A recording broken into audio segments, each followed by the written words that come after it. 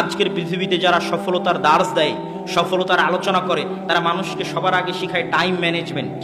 যারা শিক্ষিত ছেলেপেলে আছে তারা বুঝতে পারবে যে সময়কে কন্ট্রোল করতে পারা, টাইম ম্যানেজমেন্ট করতে পারলে সময়ে বরকত হয়, সব কাজ সুষ্ঠুভাবে সম্পূর্ণ করা যায়, সময় মতো সম্পূর্ণ করা যায়। তো এই টাইম ম্যানেজমেন্টের আমার গবেষণা অনুযায়ী সালাতের চাইতে আর কোনো বড় মাধ্যম নাই যেটা দিয়ে মানুষ তার সময়কে কন্ট্রোল করতে পারে।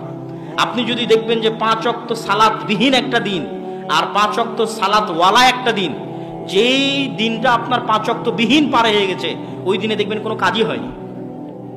দেখবেন যে আপনার কাজই তো শুরু করেছেন আপনি 10টার সময়, 10টার সময় কাজ শুরু করতে করতেই তো দুপুরের খাবারের সময় হয়ে গেছে। দুপুরের খাবারের সময় হয়ে কাজ শুরু করতে না করতে লেবার মিস্ত্রি এখন বলছে চলে যাব, সময়ে বরকত পাবেন না। আর ওই যে ফজরের সালাতে যদি উঠেন, ফজর থেকে জোহর পর্যন্ত মেলা লম্বা সময়, ফজরের সালাতে উঠে কাজ শুরু করবেন, দেখবেন 10টার মধ্যে কাজ শেষ হয়ে গেছে, আর কি কাজ করবেন, কাজ খুঁজে পাবেন না। এটা সালাতের বরকত। আবার যখন জোহরের সময় আসবে তখন সালাত বলবে, আপনাকে সালাত বলবে, এই তুমি জোহরের পর কি করবে এখনই ভাবো।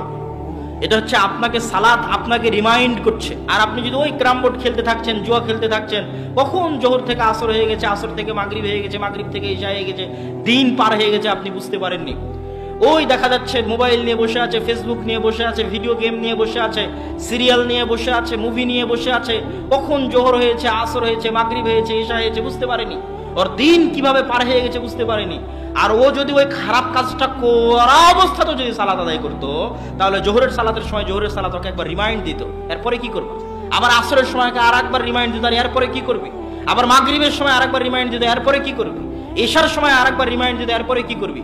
তাহলে ও যত কাজেই ব্যস্ত থাক, প্রত্যেক ব্যস্ততার মাঝে একটা করে ছোট বিরতি আছে, যেই বিরতিতে ও নতুন করে ভাবার সুযোগ পাচ্ছে, দিনটাকে কাজে লাগানোর সুযোগ পাচ্ছে। এটা যে টাইম ম্যানেজমেন্টের যত মূলনীতি আছে, সব মূলনীতিতে সালাতের চাইতে বড় কোনো মাধ্যম নাই, যেটা একজন ব্যবসায়ী, যেটা একজন কৃষক, যেটা একজন ছাত্র, যেটা একজন শিক্ষক, যেটা একজন দোকানদার, যে পর্যায়ে আছে, সকলের বরকতের রাস্তা, দুনিয়াবী সফলতার রাস্তা উন্মুক্ত করে দিবে, এরকম কোনো মাধ্যম সালাতের বাইরে নাই।